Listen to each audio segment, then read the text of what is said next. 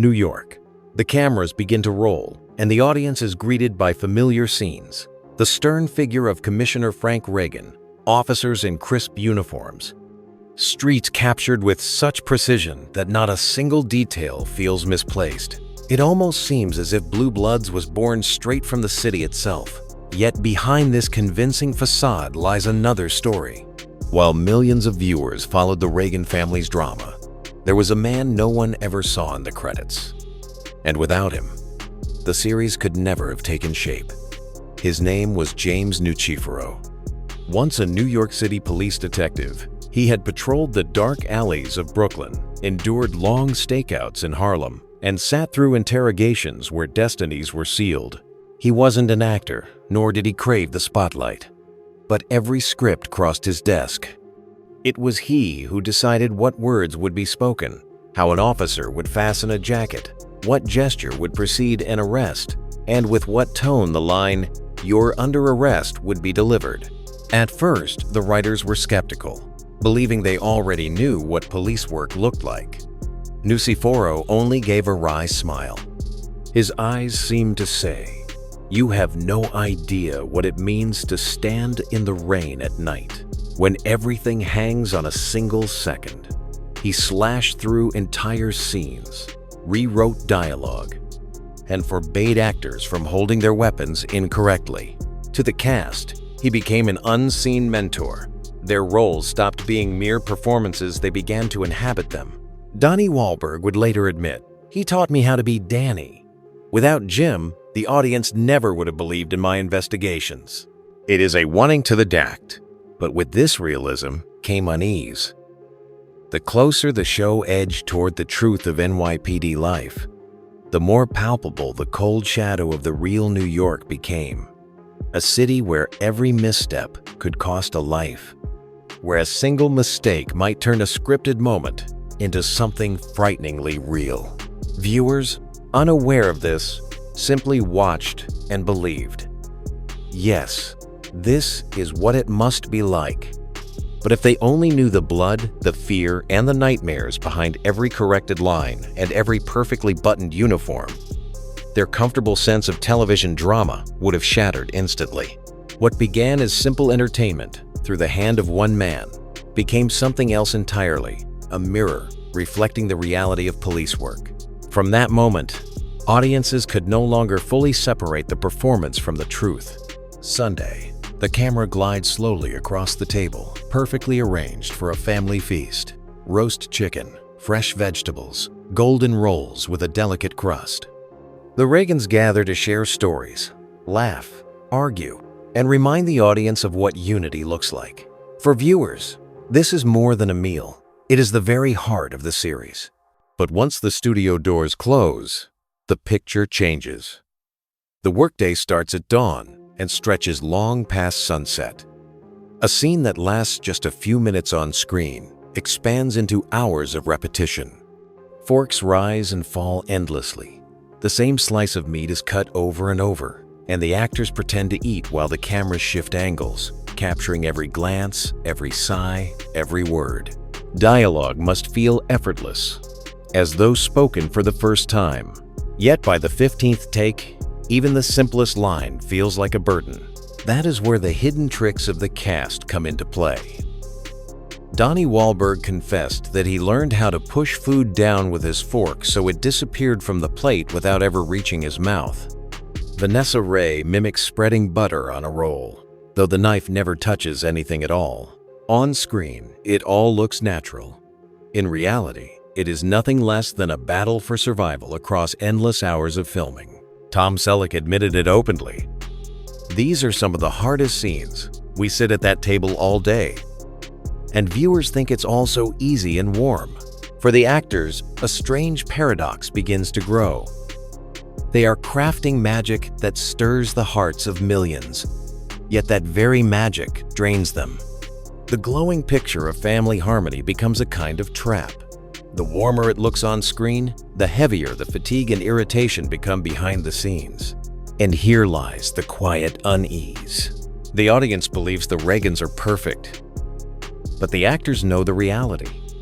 Laughter, jokes, and even toasts are hammered out through dozens of takes, hundreds of fake bites of food, and countless hours beneath relentless studio lights.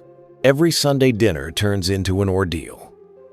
And yet, in that ordeal, the cast themselves are bound together just as tightly as their characters are bound in the script. They come to understand that behind the illusion of unity lies silence, filled with the smell of cold props and the director's sharp call, "Cut." And in those moments, the audience can almost sense it too. Beneath the coziness lies exhaustion. Behind the laughter, a shadow. And where warmth should be, a sudden chill begins to creep in. For millions of viewers, this house is far more than a facade. It is a symbol.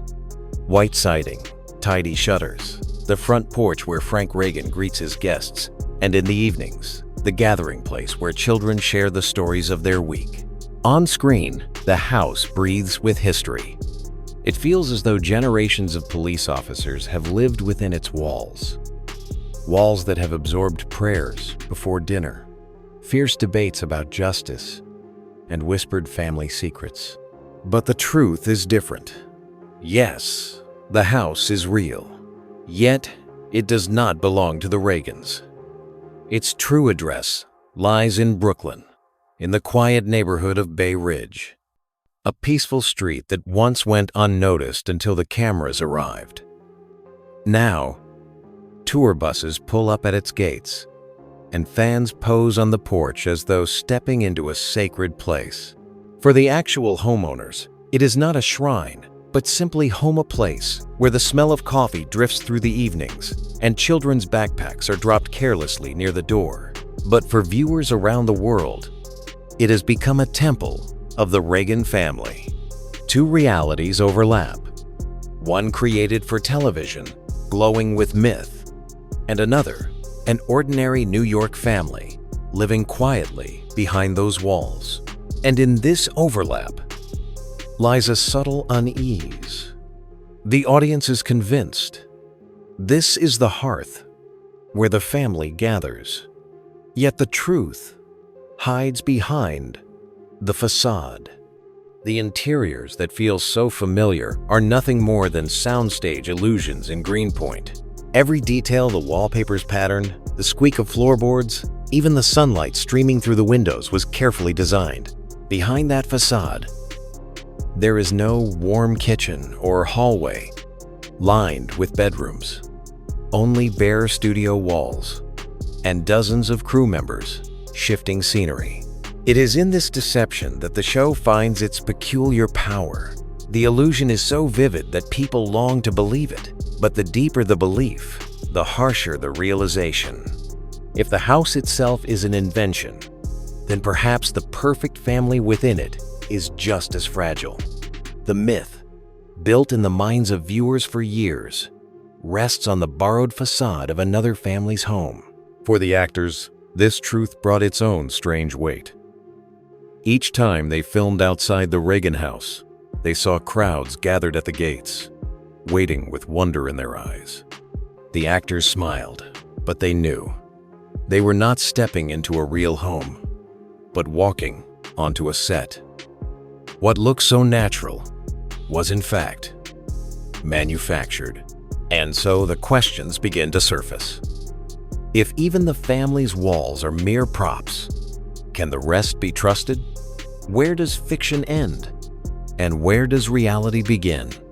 The series blurs that line deliberately, drawing the viewer deeper into uncertainty. And here, unease takes root. The house, meant to stand as the story's foundation, reveals itself to be nothing but a phantom. And for the first time, the viewer senses it.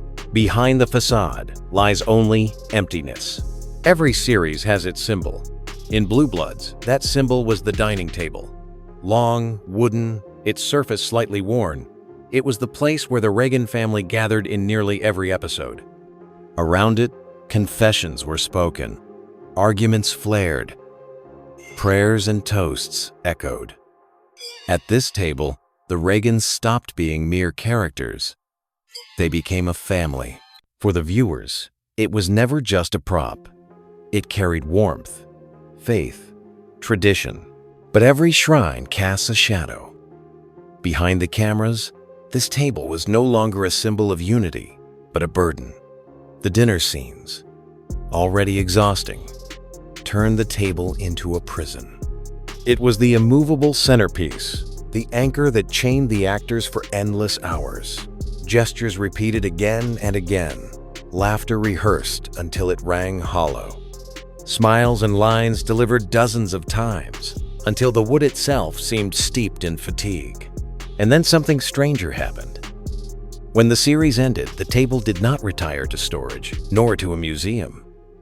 Donnie Wahlberg took it to his Wahlburgers restaurant in Illinois. There, fans could sit at it, order burgers, take selfies. The sacred centerpiece of the Reagans' unity had been uprooted, transplanted into a world of neon lights and fast food. Fans were thrilled. "I sat at the table," they boasted. But the actors knew the truth. They remembered sleepless nights, aching backs, endless retakes. For them, the table was not only a symbol of family, but also of exhaustion, of sacrifice. And yet, it became something more, a tool.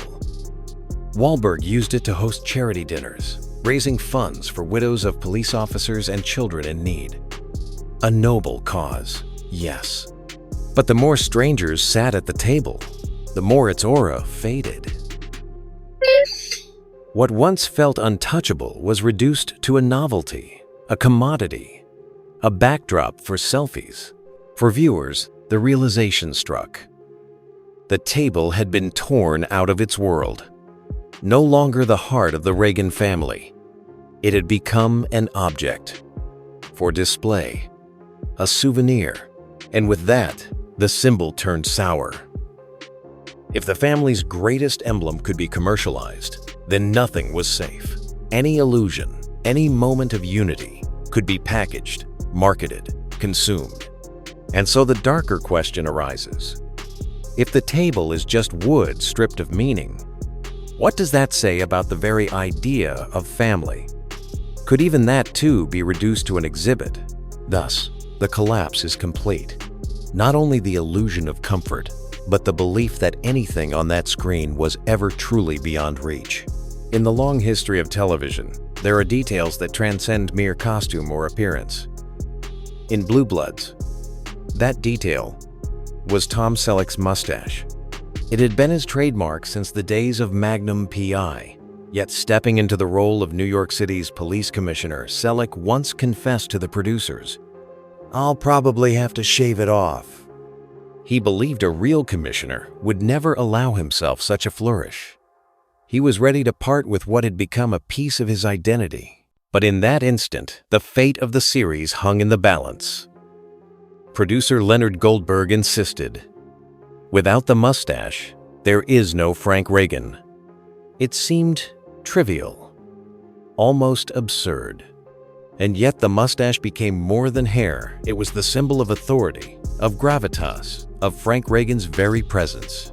Thus, the show became hostage to a single detail.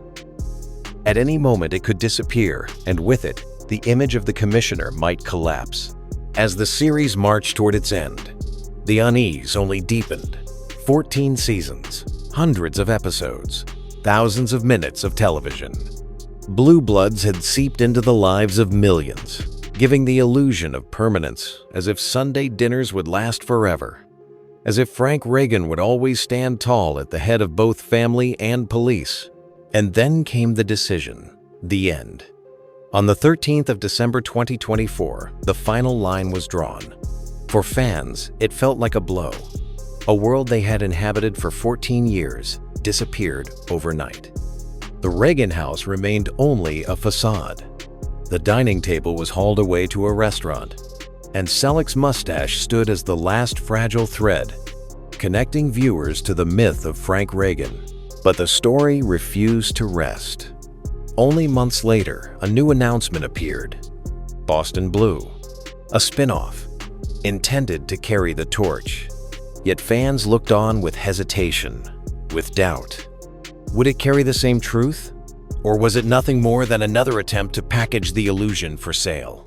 The actors themselves spoke with heavy voices. Tom Selleck admitted, "These years became my life, but everything has to end." Donnie Wahlberg reflected, "I never imagined I'd have to leave the family I'd lived with all these years." The audience heard these words and felt the same chill, because beneath them was not only a farewell to a show, it was a farewell to an era, a time when symbols carried meaning, when illusions felt more real than reality itself. And so, the ending of Blue Bloods was no longer just the close of a series. It became something darker, a reminder that everything we believe in, everything we hold as untouchable, may one day reveal itself to be nothing more than decoration. When the final credits of Blue Bloods faded from the screen, millions of viewers felt a void. After all, it was only a television show, just words, written by screenwriters and performed by actors. And yet, why did so many cry? Why did they write letters to the cast as if saying farewell to real family members? The answer is both simple and unsettling. Shows like this give people what is so often missing in their own lives: stability, tradition, a sense of belonging. In the real world, families drift apart, shared meals become rare, conversations around the table shrink to hurried fragments. But in the world of Blue Bloods, it was different. Every Sunday dinner was eternal. No matter the arguments, no matter the dangers faced, by week's end, the family always returned to the table. That certainty created an illusion of safety. The audience knew, no matter how dark the story grew, the Reagans would reunite. That constancy became an anchor, something to cling to in a world spinning with chaos. But with it came a disturbing question. Do we depend on illusions so deeply that we welcome them in place of reality? Behind the facade of the Reagan house was another family's home. Behind the dinners were exhausted actors, pushing through endless takes. Behind the commissioner's image, a single mustache that producers refused to part with. It was all make-believe. And yet it worked. It filled a space many viewers lacked in their own lives. Blue Bloods was more than entertainment. It was a mirror reflecting not only police drama, but the dreams of stability and connection that people carry within themselves. It became a place to return to after a hard day, a place where you were welcomed, where you were understood. And that is why such stories root themselves so deeply. Viewers awaited them like reunions with friends. They spoke of the characters as though they were kin. They feared for them, celebrated with them, grieved with them. But this bond carries a shadow. The stronger the attachment to a fictional family, the deeper the wound when it ends.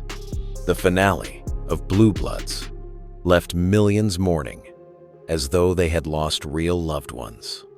That is the danger. When illusion becomes reality, and people no longer distinguish one from the other. And yet, perhaps this is the very essence of art, to create worlds that feel more real than our own. Worlds where the father is always wise, where the family always gathers, where no one is truly alone. Comfort in a world where so many live with loneliness and disappointment. The true legacy of Blue Bloods lies not only in its cases and its plots. It lies in the reminder that being together matters. Even if the reminder was an illusion. Even if it demanded sleepless nights, repeated takes, and facades with no real home behind them. For the viewers, it became more than a series. It became a refuge. And that is why such stories will never end. Because people will always need a place where they feel part of something greater. Blue Bloods has ended. But the yearning remains for family, for stability, for the belief that even amid chaos, there is always a point of return. And that is why new stories will come. Stories that, once again, will be illusions. And once again, will become part of our lives.